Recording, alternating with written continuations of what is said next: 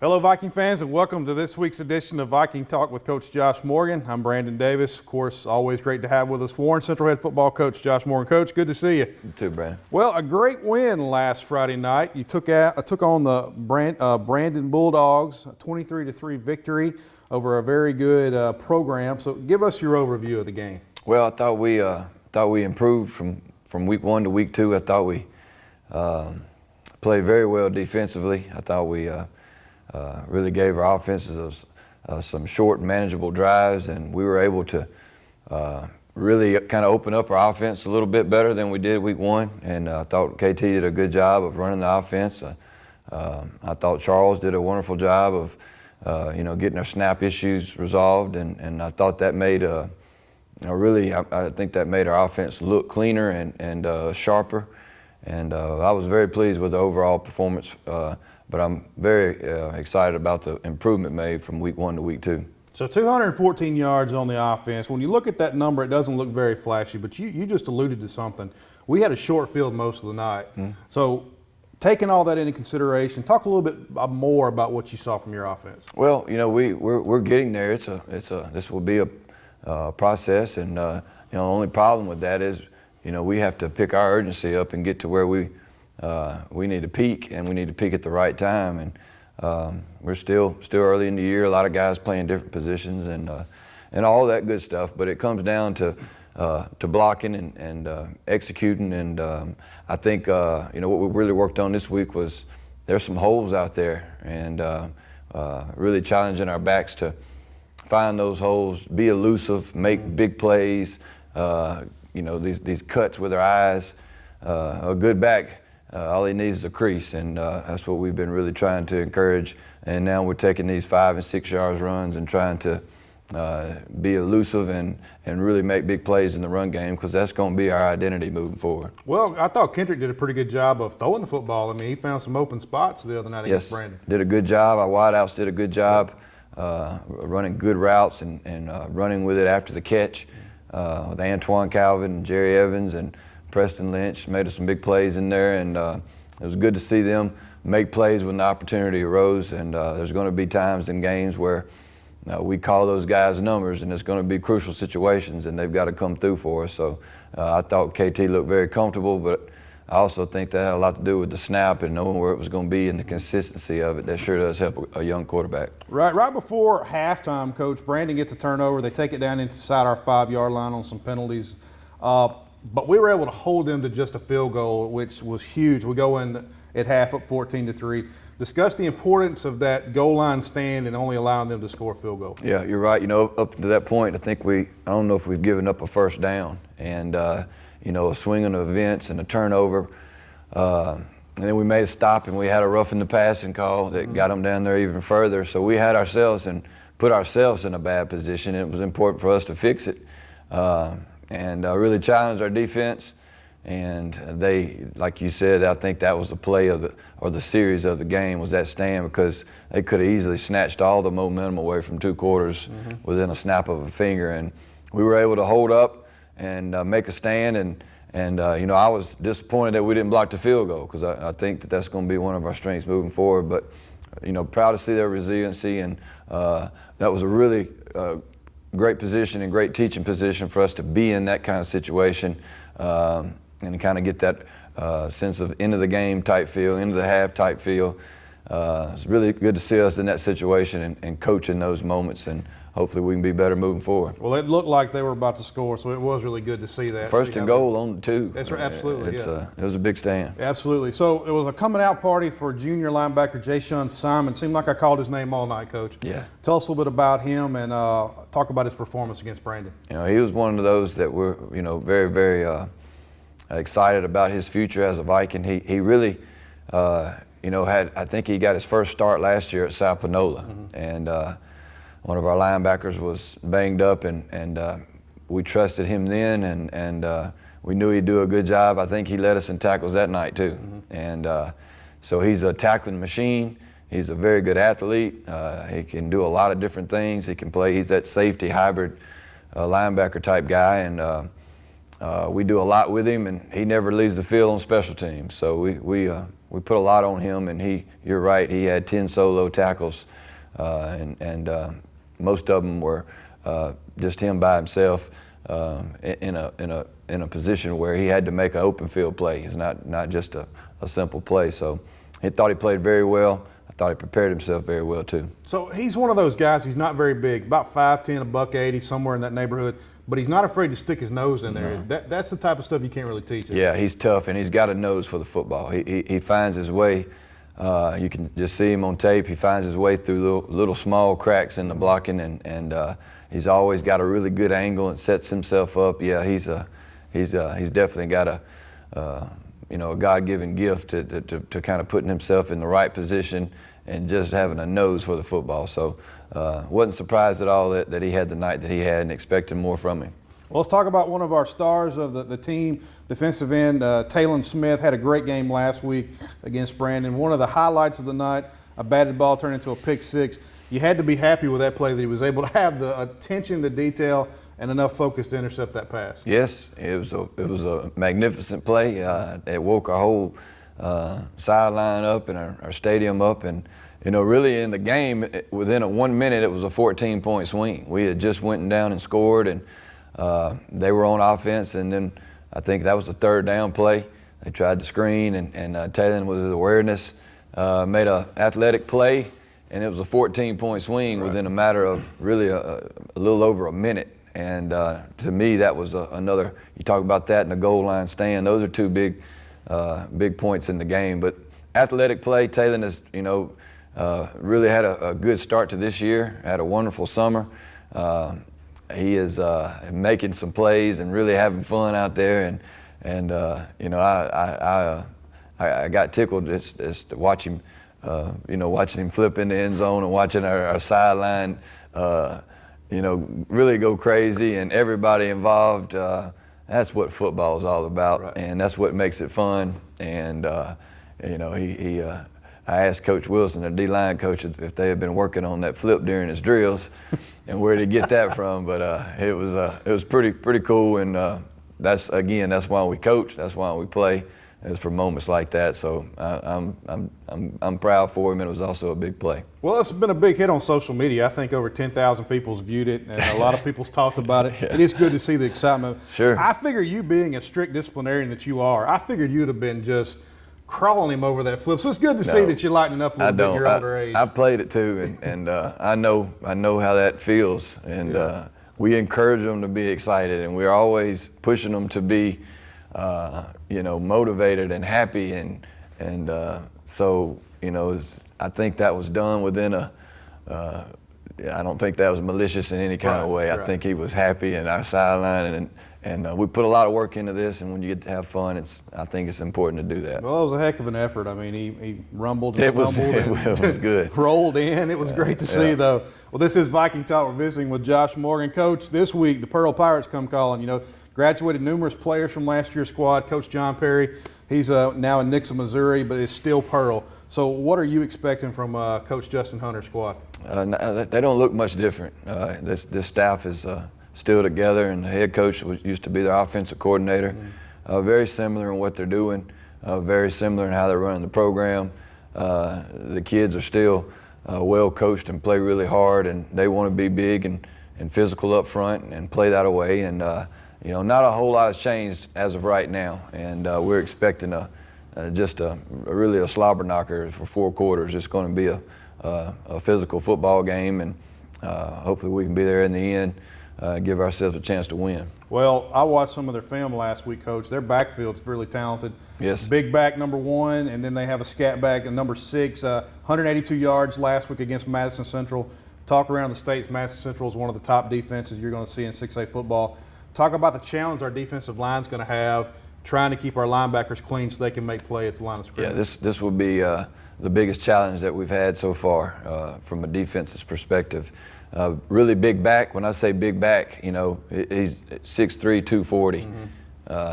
That's a little bit beyond big, and can run, and a very good athlete. And then you put a physical offensive line in front of that, and so you can go ahead and see what they're trying to do. And we're going to have to rise to the occasion. We're going to have to be good. We're going to have to play a lot of people. We're going to have to, do all the little things right. And then on the flip side of that is, I think they have 3 skill that are very, very dangerous. Number 4, number 8, number 24, they're wide outs and slot, and they'll move those guys around and put them in different situations. So they're not even one-dimensional as it sounds. They're very balanced, and they do a good job of being a 50-50 ball club, and we're going to have to play really good defensively. So they haven't won a game this year. They've lost to Ridgeland and to Clinton, and it was pretty good scores against them. Are you surprised?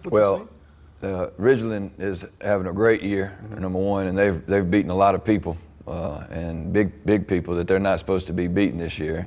And Madison is always very, very talented, and so we're not looking, very, very deep into the record. We know what kind of a ball club they are. We know what kind of competition they're playing because we play it too. And a lot of times those records can be deceiving. We're going to play a very good football team. Our kids know that. They really got the better end of us last year, so there's not a whole lot of, hiding from that. We know what they are, they know what we are, and we're ready to play them, and we're ready to be better and get better. Well, I was going to ask you about that. I know that you're not revenge-minded. It's a new team, a new year, but last year that game, getting down to brass tacks, it was the worst loss of your tenure here at Warren Central. We all left with our heads hanging a little bit that night. Is this a game that you and this team have circled and you're looking forward to playing again? Well, I think there's certain games that you remember. This is definitely one of them. That was a night that if it could go wrong, it went wrong. We didn't play good, and they played really well, and kind of one of those things. But that goes back to, practicing what you preach, having a short memory, and we moved on and got better. But games like that, you don't forget. We want to play better. We want to be better. We're thankful for another opportunity, but at the end of the day, this is our next game. This is this guy's group. This is their year, and it's important for us to continue to get better. This is our last game before we start district. So the things that really matter, putting that in perspective and trying to keep that on the forefront and being the best that we can, and the other stuff can. You can kind of fit that in where you need to, but it's important that we play better and continue to win while we're doing it. Well, those kids, they always have some kids with almost like some track speed over their coach, and all over the field.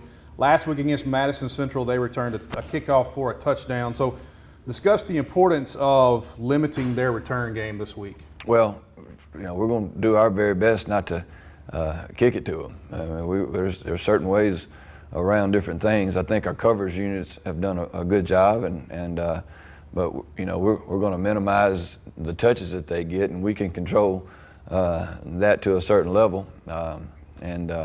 So very dangerous guys back there, as you mentioned. I think number 4 has got multiple offers from several different big schools in the SEC. That tells you what kind of talent he is.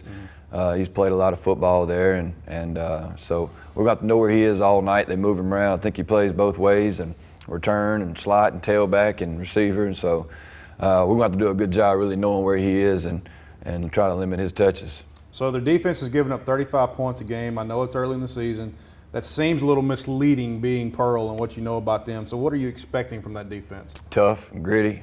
Defensive line is they're very good. They have 2 defensive tackles that are very dominant, very big, very physical, and us doing what we want to do and being who we are, that causes a potential problem. So sometimes it's all about matchups.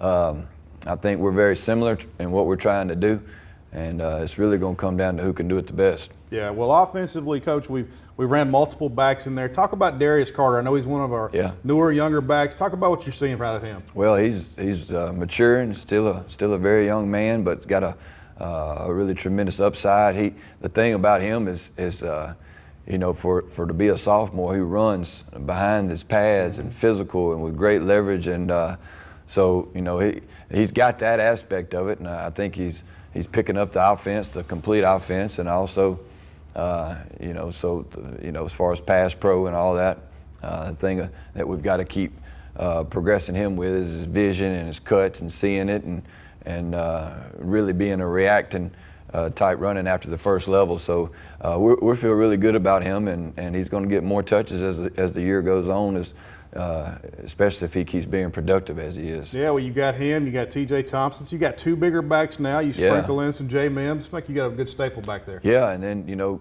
with those three that you mentioned, and then KT is the wild card, and but it all comes back to that front five, if we can get everything that we can possibly get out of those guys, and they'll truly get better week in and week out and reach their full potential. It's going to be a handful to stop down the road. So, that's our job as coaches, is to try to get there in a hurry.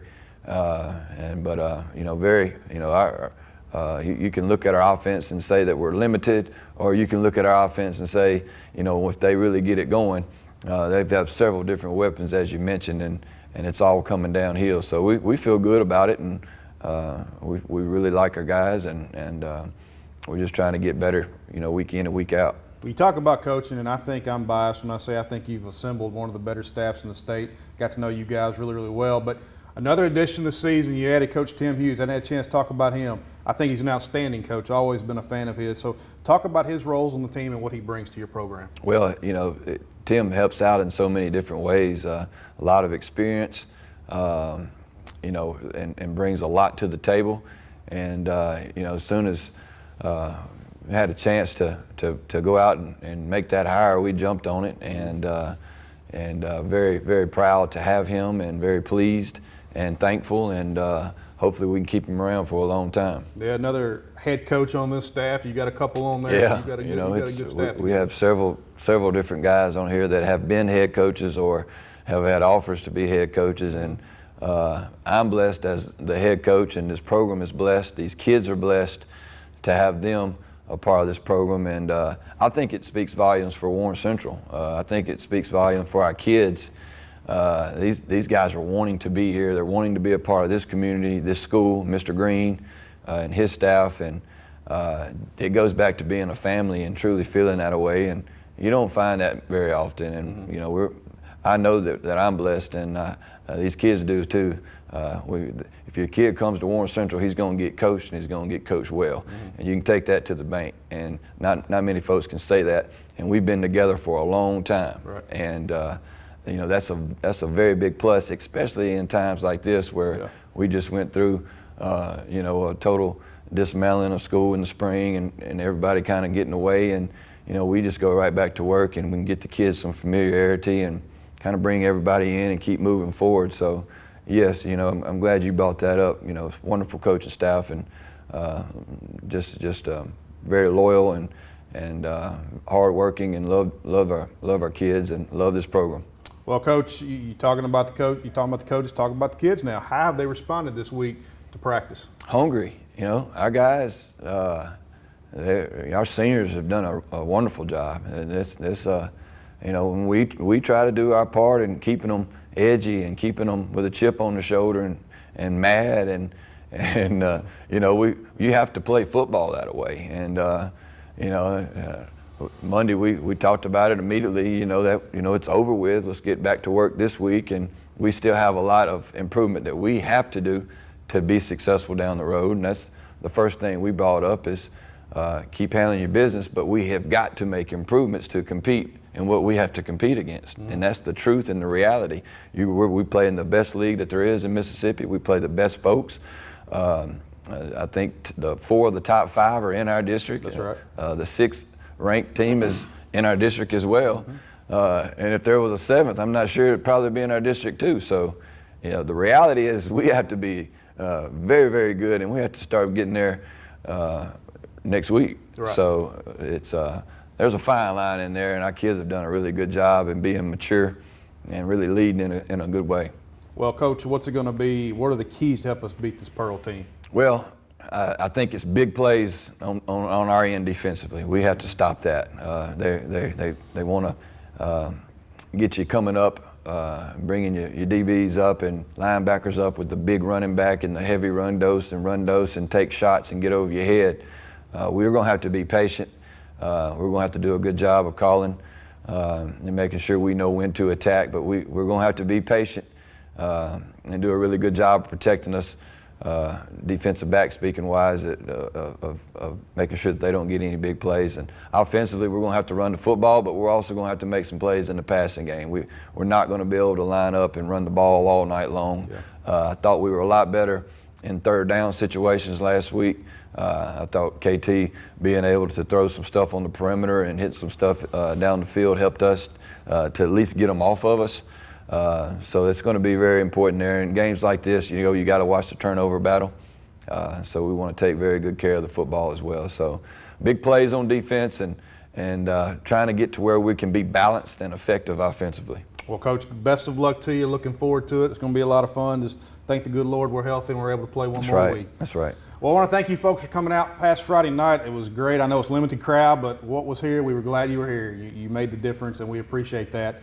Next Friday night, Homecoming 2020. Hard to believe homecoming's already, but, here we are. Germantown Mavericks coming to town. As Coach said, we're going to start region play. We need you here. Tickets will go on sale beginning on Sunday on the gofan.co app.